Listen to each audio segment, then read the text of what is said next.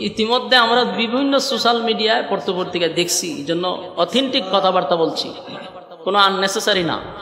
বাস্তব না বাস্তব? সব কথা চাইলেই বলা যায় না, কিছু কথা বুঝে নিতে হবে। কথা ঠিক?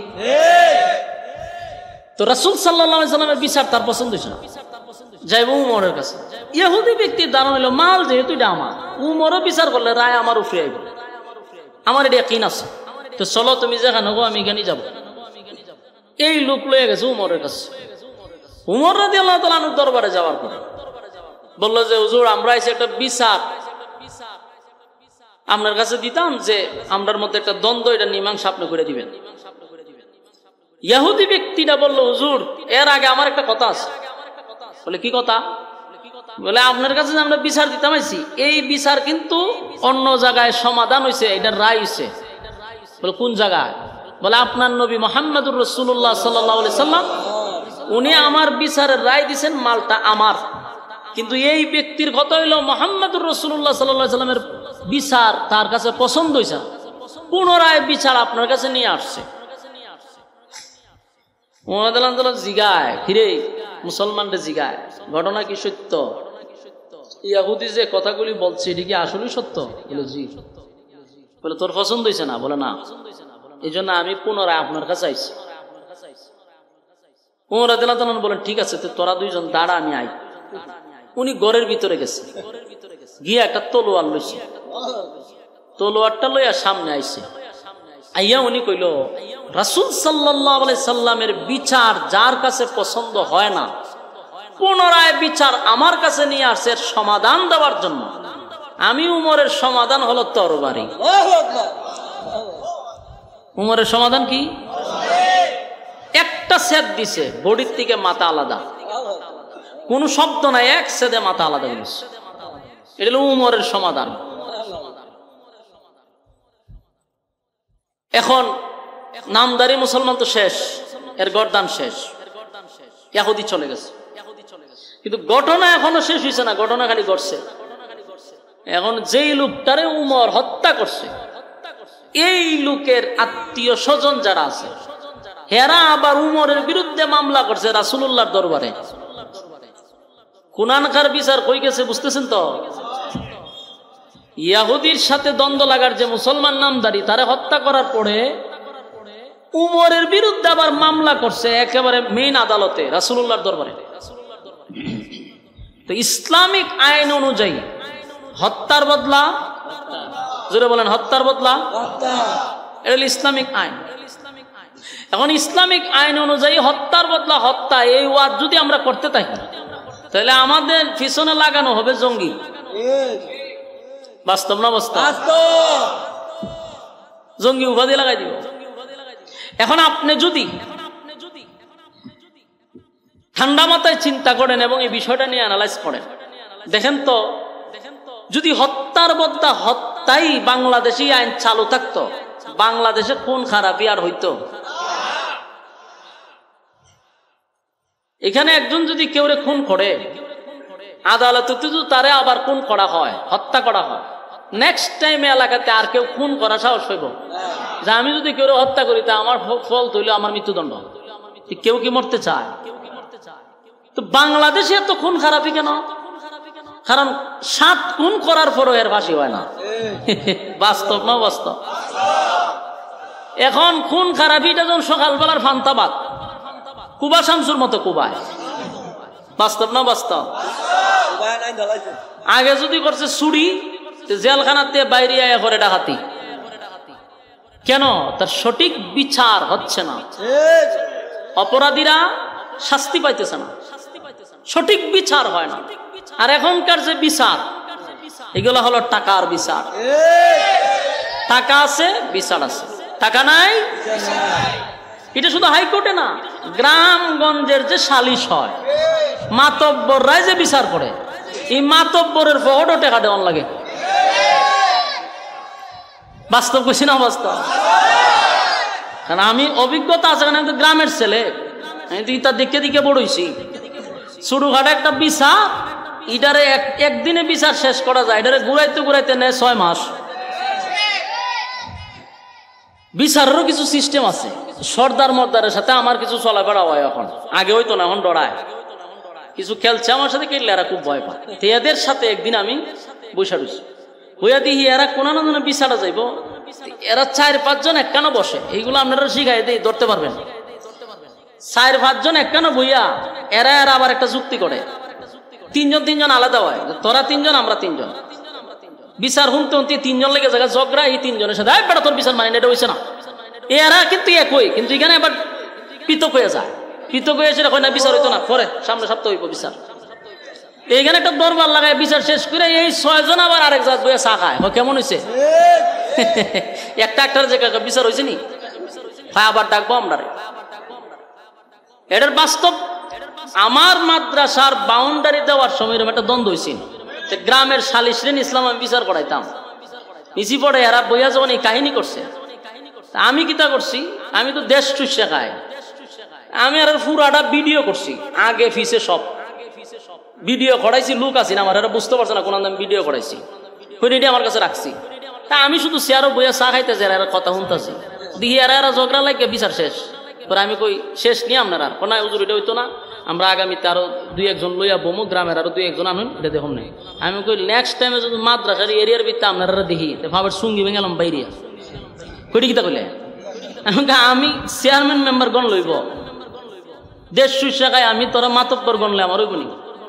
পরে এরা খুব ক্ষিপ্ত হয়েছে, এই করবো সেই করবো। আমি ভিডিও দেখছো নি, কিতা কইসলে আর অনেক কিতা কইছে, লইয়া যাবো জাগা পর্যন্ত। পরে মা বসাই দোষ, আমি এই কাম করছেন কোন সময়? আমি তো লোক লাগাই রাখছি, তোরা যে বাট পারি খরচ সারা জীবন মানুষের সাথে করছস, আমার লইয়া করবো কেমনে? দেশটা চুষা যে বেচারা খাই, এই বেচারা কি কোনো অ্যাঙ্গেলে বলদ হয়?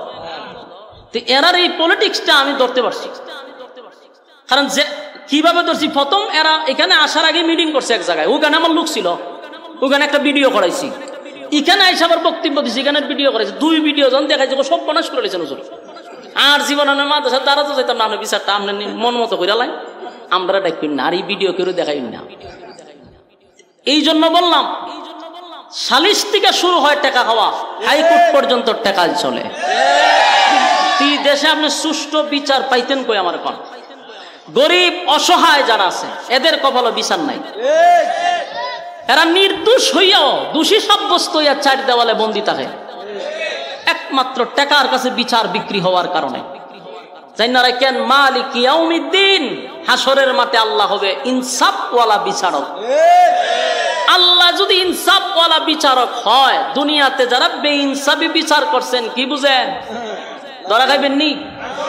ইনসাফওয়ালা বিচারকের কাছে আপনারা যারা বেইনসাফি বিচার করছেন, ইনসাফওয়ালা বিচারকের কাছে একদিন ধরা খাইবেন। এই সময় বেশি দিন না, চোখ বন্ধ হইলে বিচার শুরু। এই জন্য ইসলামিক শরিয়া অনুযায়ী যে আইন ছিল এটা নাই, যার কারণে খুন খারাপই বাড়তেছে। একটা কুকুরের রক্তের নাই, বাস্তব না বাস্তব? তো রাসূল সাল্লাল্লাহু আলাইহি সাল্লামের কাছে ওই নামদারি মুসলমানের আত্মীয় স্বজনরা আবার উমরের বিরুদ্ধে মামলা করছে। মামলাটা কি? যে আমার কাছে বিচার যদি বালা না লাগে, আমি পুনরায় আরেকজনের কাছে বিচার দিতেই পারি, এটা তো কোনো অপরাধের কিচ্ছু না।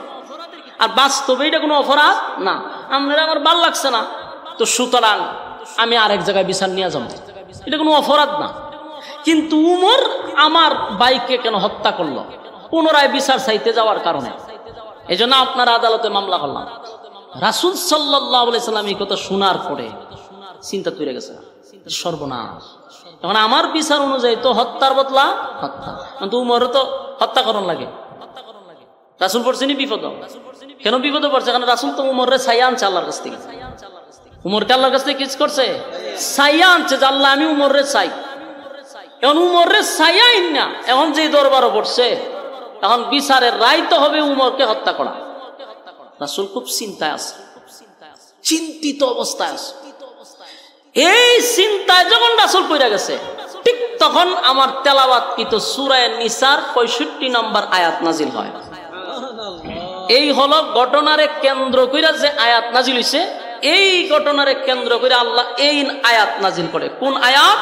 আল্লাহ রাব্বুল আলামিন বলে সূরা নিসার 65 নম্বর আয়াত, فلا وربك لا يؤمنون حتى يحكموك فيما شجر بينهم ثم لا يجدوا في أنفسهم حرجا مما قضيت ويسلموا تسليما এই আয়াত নাজিল হইছে ঘটনার কেন্দ্র কইরা এতক্ষণের আলোচনায় কি বুঝলেন এই আয়াত কেন নাজিল হইছে বুঝতে পারছেন এখন উমরের নামে যখন নালিশ হইছে রাসূল যখন চিন্তিত আল্লাহ আয়াত নাজিল করছে আল্লাহ আয়াত নাজিল কইরা জানায়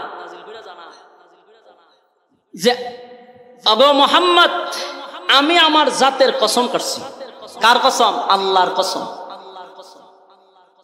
আল্লাহ রাব্বুল আলামিন বলেন বন্ধু আপনার চিন্তার কোনো কারণ নেই আমি আমার কসম করে বললাম কার কসম আল্লাহ নিজের কসম কইরা বলতেছে যে আপনি টেনশন করেন না উমর কোনো অপরাধ করে নাই সুবহানাল্লাহ উমর কোনো অপরাধ করে নাই খলিফাতুল মুসলিমিন উমর অপরাধ করে নাই আল্লাহ আয়াত নাজিল করছে উমরকে কেন্দ্র কইরা এবং নিজেই বলেন আমি আমার কসম করে বলি উমর কোনো অপরাধ করে নাই তো উমর যদি অপরাধ করে নাই আল্লাহ যদি কয় রাসূলের টেনশন করার দরকার আছে আচ্ছা এখন আসেন ঘটনা হইল আল্লাহ কয় আপনি যারে ধরছেন যেই ঘটনা নিয়ে আপনি চিন্তিত যে উমর একজন ব্যক্তিকে হত্যা করছে একজন মুসলমান ব্যক্তিকে হত্যা করছে কিন্তু আসলে সে কি মুসলমান ছিল কিনা বাস্তবে সে মুসলমান ছিল না সে আল্লাহ এবং তার রাসূলের কোনো আইন মানে না তারা শুধু নামে মুসলমান হলে চলবে না মুসলমানি দাবি করার পরে কোরআন এবং সুন্নাহ অনুযায়ী জীবন যাপন করতে হবে রাসূলের তরিকা আল্লাহর হুকুম যতক্ষণ না পর্যন্ত আপনি আল্লাহর হুকুম এবং রাসূলের তরিকা অনুযায়ী জীবন যাপন করবেন না ততক্ষণ আপনি পরিপূর্ণ মুসলমান হতে পারবেন না তো সমাজের মধ্যে এখনো নামধারী মুসলমানের সংখ্যা বেশি কথা বলেন না দি দেখবেন ঈদুল আজহা আসার আগে অথবা প্রত্যেকটা ঈদের আগে কিছু নামধারী মুসলমানদের বক্তব্য শোনায় দেই হয় ধর্ম যার যার উৎসব সবার একের নেতার থেকে নিয়ে একের শুরু হাতি নেতা পর্যন্ত বক্তব্য দেয় আমার প্রশ্ন হলো আপনার বক্তব্য যদি এটাই হয় যে ধর্ম যার যার উৎসব সবার আমার এখন কষ্টে দুঃখে বুক ফাইটা যায় এই বক্তব্য আপনার মুখেই কেন হেরার মুখে কয় না কেন যদি হেরার মুখে কইয়া থাকে তাহলে আমাদের ঈদে গুস্ত খান না কেন আপনার হোলিতে খালি রং লাগানোই মুসলমানের উৎসব আমরা কুরবানির সময় গুস্ত খাওয়ার তো আপনাদের উৎসব এই সময় একজন হিন্দু বিধর্মীদেরকে টাইন আনতে পারবেন তাহলে এই মুখ দিয়ে কেন বলেন ধর্ম যার যার উৎসব সবার এই বক্তব্য একমাত্র নামধারী মুসলমানদের এটা কোনো প্রকৃতপক্ষে মুসলমানদের বক্তব্য হতে পারে না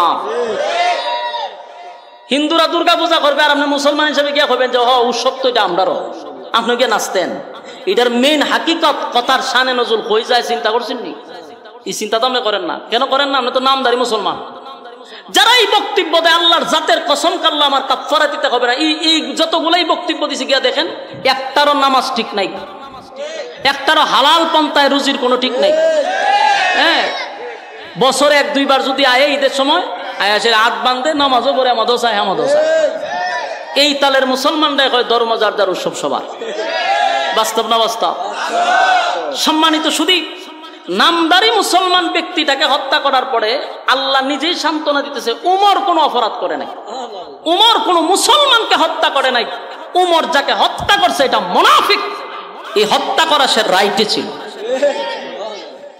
তুই এমনি মুসলমানি তুই যা মনে চায় আকাম কুকাম কর এটা তোর ব্যক্তিগত ব্যাপার কিন্তু মুসলমানের সাইনবোর্ড ব্যবহার করে তুই কেন আকাম কুকাম করবি নাম দিবি মুসলমানের আর খাম করবি যত ইহুদি খ্রিস্টানদের এটা কি মাইনা নেওয়া যায় ইসলামিক পার্লামেন্ট এটা মাইনা নেওয়া যায় উমরের সিদ্ধান্ত হলো তুই মুনাফিক প্রকাশ্যে আস তুই কেন মুসলমানের নাম লাগাইছস রাসূল যেখানে বিচার করছে তোর পছন্দ হইছে না তুই গুনাহগার মুসলমান কথা কই না দি এখনো দেখবেন রাসূলের সুন্নাহ ভালো লাগে না রাসূলের সুন্নাহ ভালো লাগে না কিন্তু নাম হলো আশেকে রাসূল এরারে ওই যে আব্বাস হিসাবে কয় না মাথার মধ্যে আপনার সুবারি তুই খরমদা বাড়ি মারন, এরারই খামই কর।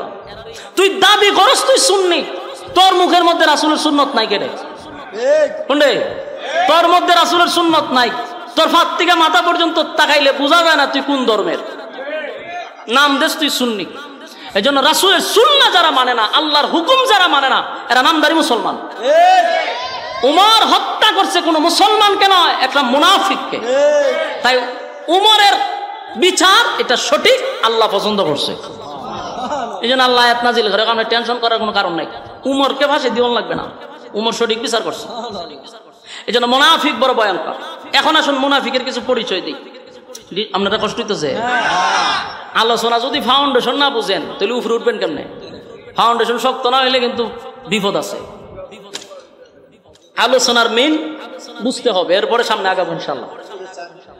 সালাগুনা কোন ইহুদি শুধু ইহুদি মুনাফিক না, কোন খ্রিস্টান মুনাফিক না। কথা বুঝতেছে?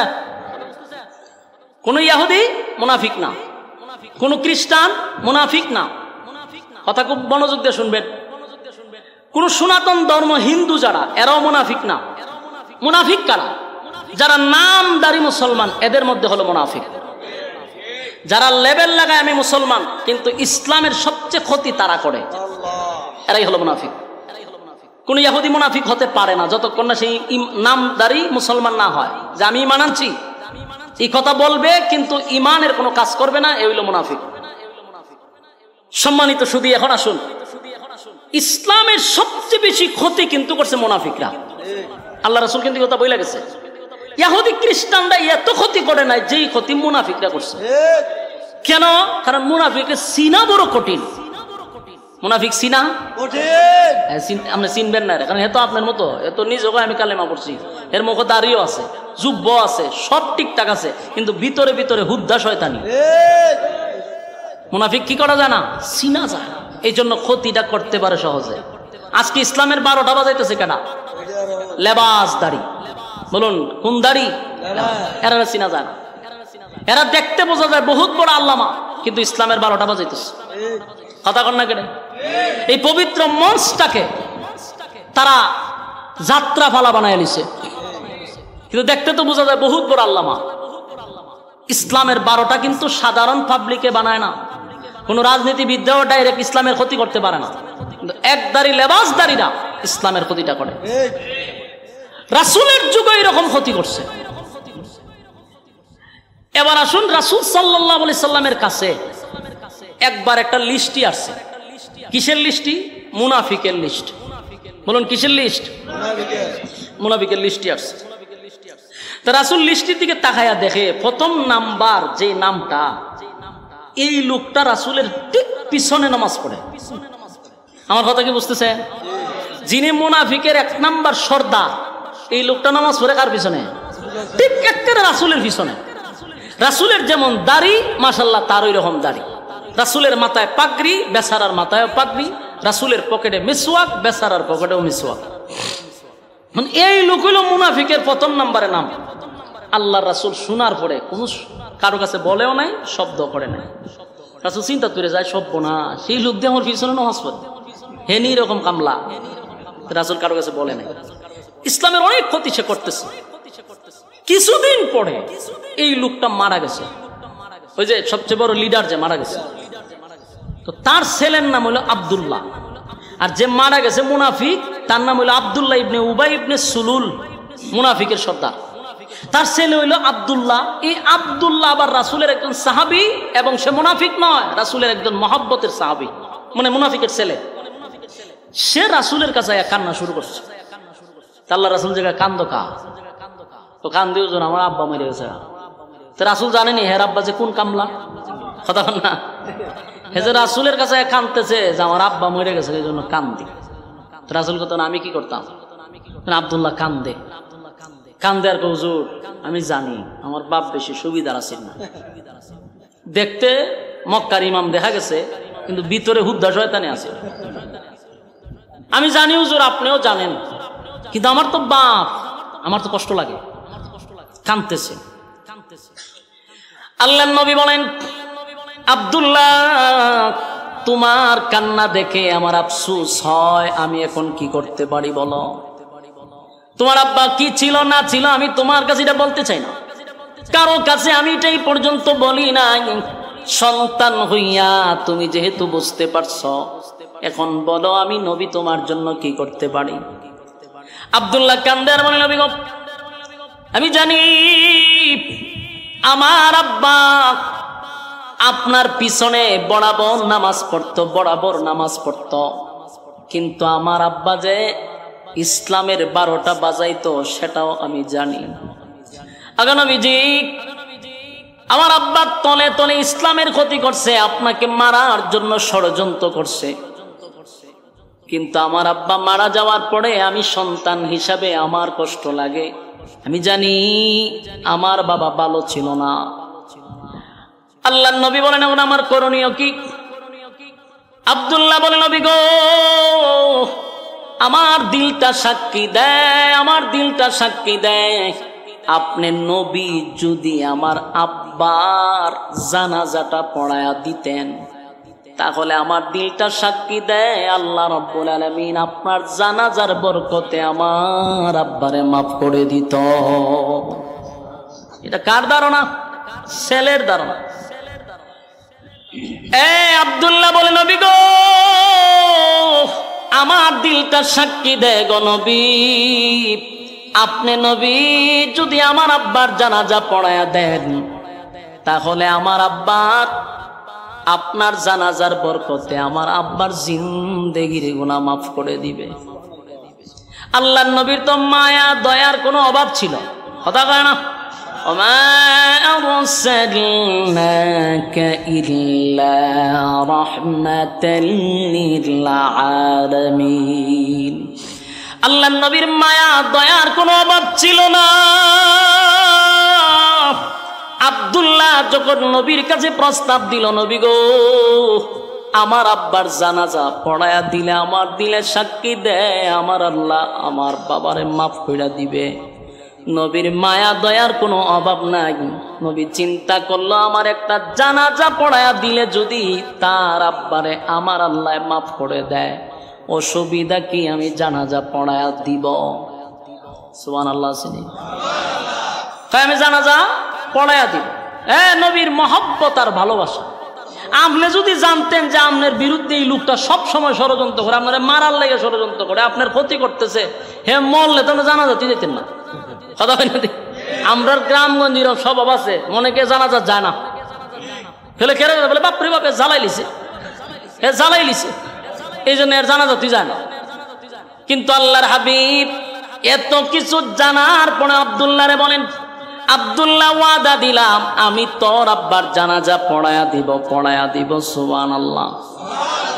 আব্দুল্লাহ তো সাহাবী, একটা সেকেন্ড তো নবীর কাছে দাঁড়ায় নাই। দাঁড়াইছে না, একটা দৌড় মারছে, দৌড় মেরে গেছে, নবীর কাছ থেকে চলে গেছে। এটার কারণ আছে। আব্দুল্লাহ যখন দৌড় শুরু করছে, সাহাবায়ে কেরাম আটকায়, মিয়া দৌড়ো কা, আমি এখানে থাকবো না। সাহাবী খুব চালাক, যদি নবীর কাছে দাঁড়ায় থাকি, রাসূল বলছে জানাজা পড়াইবার, দাঁড়ায় থাকলে জিবরাইল হবে ভরাইয়ের না, আয়াত নাজিল হয়ে যাবো। এজন্য আমি এখান থেকে সরে যাই, কি চালু দূরে গেছে। আব্দুল্লাহ করছে কি, গোটা মদিনার অলিতে গলিতে চতুর্দিক দিয়া পাবলিসিটি করলো, তোমরা জানো নি আমার আব্বার জানাজা কিন্তু বিশ্বনবী পড়াবে।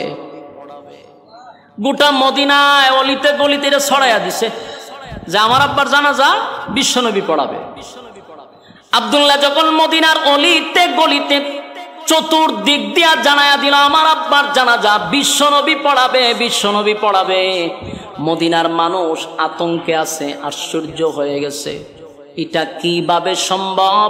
কারণ গোটা মদিনার মানুষ জানতো আব্দুল্লাহ ইবনে উবাই ইবনে সুলুল একটা টাটকা মুনাফিক ছিল, এটা মনে মনে সবাই জানতো। আমরা যখন আখাম কুখাম করবে, আমাদের ভাষের মানুষ কিন্তু বুঝতে পারবে, কথা হয় না? আপনি যখন দুর্নীতি করবেন, সাদাবাজি করবেন, টেন্ডারবাজি করবেন, আপনি ভাববেন না যে মানুষ আপনার চরিত্র জানে না। মানুষ জানে, কিন্তু হয়তো বা আপনার ভয়ে বলে না, কারণ আপনি তো জালেম। আপনি জালেমের ভয়ে মানুষ মুখ খুলে না, কিন্তু আপনার অপকর্ম সবার জানা আছে। বাস্তব না বাস্তব? এই আব্দুল্লাহ ইবনে উবাই ইবনে সুলুল হে যে খারা শয়তান, এটা মদিনার মানুষ জানতো কিন্তু ভয়ে বলতো না। ডাইরেক্টলি এর কোনো আগামে যত বড় শয়তান এটি ধরা ছোঁয়ার বাইরে, কথা ঠিক নেই, ডাইরেক্ট ধরা যায় না। আব্দুল্লাহ যখন গোদা মদিনার অলিতে গলিতে ছড়াইয়া দিছে যে আমার আব্বার জানাজা পড়াবে বিশ্বনবী, মদিনার মানুষকে সব বনস করে দিছে। এত বড় টাটকা মুনাফিকের জানাজা রাসূল পড়াবে, এটা হতে পারে না। মানুষ আশ্চর্য হয়ে গেছে। চতুর্দিক দিয়া মানুষের কানে পৌঁছে দিছে আমার আব্বার জানাজা পড়াবে, আল্লাহর নবী জানাজা পড়াবে। চতুর্দিক দিয়া যখন ঘোষণা করে দিল, এই পাবলিসিটিং যখন মুনাফিকের কানে গেছে, কারণ আব্দুল্লাহ ইবনে উবাই ইবনে সুলুলের কিছু সেলা ফেলা আছে না নাই, এর বিশাল একটা গোডেল আছিল, এর একটা গ্যাং আছিল, প্রচুর বড় গ্যাং, যেটা দিয়ে ইসলামের ক্ষতি করত। ওই 1000 মুনাফিকের কানে এই খবর ফুটছে যে আমাদের নেতার জানাজা আব্দুল্লাহর পুত্র মোহাম্মদ পড়াবে। 1000 মুনাফিকে কয়টা কেমনে সম্ভব? সারাটা জীবন বেচারার বিরোধিতা করলাম, সারাটা জীবন ইসলামের 12টা বাজাইলাম, যার নেতৃত্বে করলাম, এই লোকের জানাজা যদি আব্দুল্লাহর পুত্র মোহাম্মদে পড়ায়, এই জানাজা দেখতে হবে। বলুন পড়বে না দেখবে? দেখতে হবে।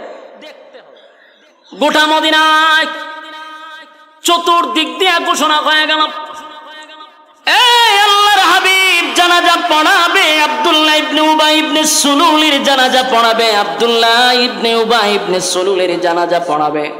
চতুর্দিক দিয়া যখন খবর হয়ে গেল, এই খবরটা হযরত ওমরের কান পর্যন্ত গিয়া পৌঁছে গেছে।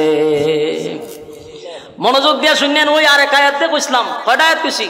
2টা, একটা তো শেষ, আরেকটা আয়াতে কেন নাজিল হইছে আইতাছি আপনার সামনে, এজন্য একটু মনোযোগ দিয়া শুনে দিলে মজা পাইবে। এই আওয়াজ কার কানে গেছে? উমরের কানে গেছে। সবার খান আর উমরের খান বেশ কম আছে না নাই?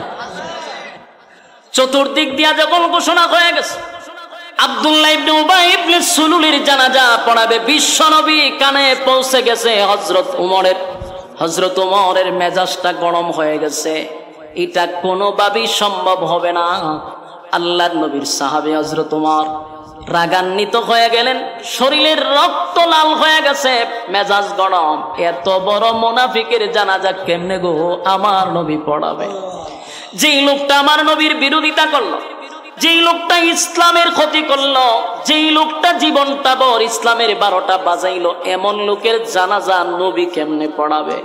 চতুর্দিক দিয়া মানুষের আনা গনা শুরু হয়ে গেছে, কারণ জানাজা পড়াবে বিশ্ব নবী। নবী জানাজা পড়াবে, জন্য মানুষের আনাগোনা কম না বেশি? মানুষের আনাগোনা বেশি। আল্লাহর নবী জানাজা পড়াবে, এই জন্য চতুর্দিক দিয়া মানুষের আনাগোনা শুরু হয়ে গেল। সাথে হযরত ওমরের কান পর্যন্ত আওয়াজ পৌঁছে গেল। অন্যদিকে 1000 মুনাফিকরাও জানাজার মাঠের চতুর্দিক দিয়া তারা ঘুরতেছে, জানাজা দেখার জন্য, পড়ার জন্য না। সাহাবায়ে কেরামরা জানাজার মাঠে উপস্থিত হইয়া আল্লাহর নবীর সামনে দাঁড়াইয়া কথা বলার সাহস নাই গো। কেমনে রে? এই মুহূর্তে নবীরে বলি যে নবী গো, এই লোকটা মুনাফিক ছিল, আপনি নবী হইয়া এত বড় মুনাফিকের জানাজা আপনি পড়ায়েন না, এই কথাটা কে বলবে? এমন সাহস কোন সাহাবীর কলিজায় নাই। নবীর সামনে দাঁড়ায়া নবীরে বলবে। সাহাবীরা আতঙ্কে ছিল, কোথায় রে হযরত ওমর কোথায়? আজকের এই দিনে নবীরে একমাত্র ওমরই বলতে পারবে, ওমরে আটকাইতে পারবে। চতুর্দিকে তাকায়া দেখে হযরত ওমর জানাজার মাঠের ভিতরে প্রবেশ করিয়া কোন দিকে তাকাইলেন না, ডাইরেক্ট নবীর সামনে গিয়া হাজির হয়ে গেছে। নবীর সামনে দাঁড়াইয়া হযরত ওমরেরও সাহস হয় না নবীরে বলবে যে আপনি জানাজা পড়ায়েন না। কথা কি বুঝতেছেন? খলিফাতুল মুসলিমিন ওমর এই নবীর সামনে দাঁড়াইয়া